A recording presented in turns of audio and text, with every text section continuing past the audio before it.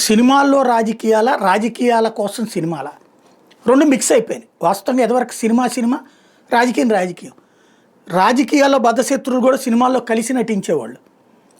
అలాంటి సిచ్యుయేషన్ నుంచి ఇప్పుడు సినిమాలో నటించాలి అంటే రాజకీయంగా ఈ పార్టీ వాళ్ళు అయి ఉండాలి.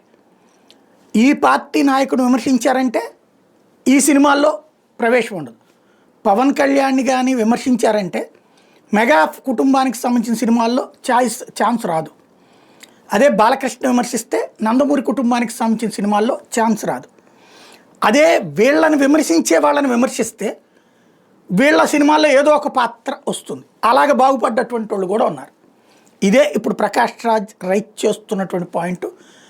హరిహర వీరమల్లు గురించిన లేకపోతే ఈ థగ్ లైఫ్ గురించిన ఇట్లాంటి వాటిట్లప్పుడు ఎందుకు రాజకీయాలు మాట్లాడుతున్నారు అంటూ రాజకీయాలు మాట్లాడటం వలన నష్టపోతున్నది ఎవరు? నిర్మాత కదా. ఇతరుల మీద దాడి చేయమని చెప్పడం ఏంటి? సినిమాల్లో రాజకీయాలు అవసరమా?